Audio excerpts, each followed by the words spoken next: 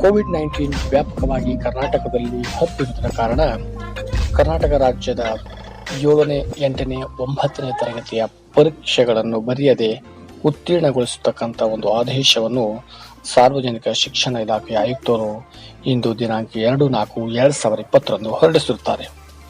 ವಿಷಯ 2019-20ನೇ ಸಾಲಿಗೆ 7ರಿಂದ 9ನೇ ತರಗತಿಯ ವಿದ್ಯಾರ್ಥಿಗಳಿಗೆ ಪರೀಕ್ಷೆಯನ್ನು ರದ್ದುಗೊಳಿಸುವ ಬಗ್ಗೆ.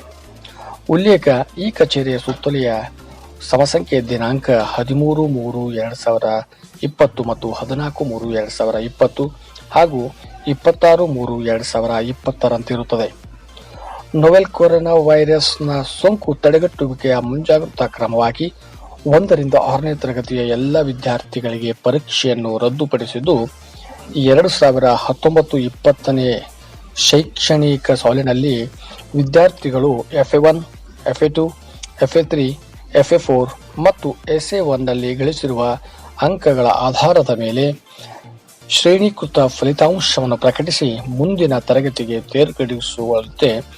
ತೇರ್ಗಡೆಗೊಳಿಸುವಂತೆ ಈಗಾಗಲೇ ಉಲ್ಲೇಖ 1ರ ಸುತ್ತೋಲೆ ದಿನಾಂಕ 13/3/2020 ಸೂಚಿಸಲಾಗಿದೆ.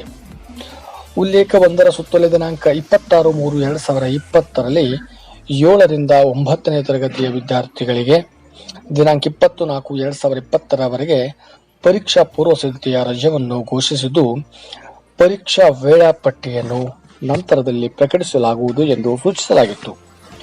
ಮುಂದುವರೆದು ದಿನಾಂಕ 2/4/2020 ಸನ್ಮಾನ್ಯ ಶಿಕ್ಷಣ ಸಚಿವರ ಅಧ್ಯಕ್ಷತೆಯಲ್ಲಿ ನಡೆದ ಸಭೆಯಲ್ಲಿ ಕೈಗೊಂಡ ತೀರ್ಮಾನದಂತೆ ರಾಜ್ಯದಲ್ಲಿ ಕೊರೋನಾ ವೈರಸ್ ಸೋಂಕು ಹರಡುತ್ತಿರುವುದು ಮುಂದುವರಿಯುತ್ತಿರುವ ಹಿನ್ನೆಲೆಯಲ್ಲಿ 7ನೇ ಮತ್ತು 8ನೇ ತರಗತಿಯ ವಿದ್ಯಾರ್ಥಿಗಳಿಗೂ ಸಹ 2019-20ನೇ ಸಾಲಿಗೆ ಪರೀಕ್ಷೆಗಳನ್ನು ರದ್ದುಪಡಿಸಿದ್ದು, ಸದರಿ ವಿದ್ಯಾರ್ಥಿಗಳಿಗೆ ಯಾವುದೇ ಷರತ್ತುಗಳನ್ನು ವಿಧಿಸದೆ ಮುಂದಿನ ತರಗತಿಗೆ ಉತ್ತೀರ್ಣಗೊಳಿಸುವುದು ಹಾಗೂ ಸದರಿ ವಿದ್ಯಾರ್ಥಿಗಳಿಗೆ 2019-20ನೇ ಶೈಕ್ಷಣಿಕ ಸಾಲಿನಲ್ಲಿ ಈಗಾಗಲೇ ನಡೆಸಿರುವ ರೂಪಣಾತ್ಮಕ ಹಾಗೂ ಸಂಕಲಾತ್ಮಕ ಮೌಲ್ಯಮಾಪನದ ಆಧಾರದ ಮೇಲೆ ಶ್ರೇಣೀಕೃತ ಫಲಿತಾಂಶವನ್ನು ಪ್ರಕಟಿಸುವುದು.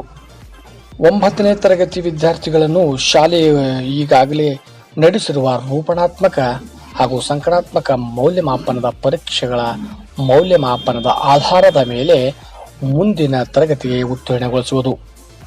ಆದರೆ ಯಾವುದೇ ವಿದ್ಯಾರ್ಥಿಯು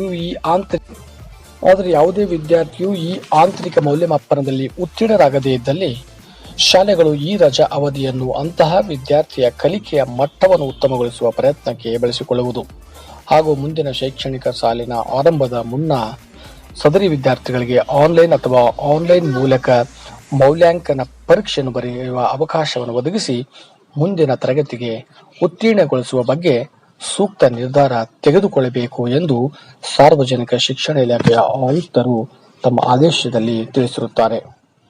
ಧನ್ಯವಾದಗಳು.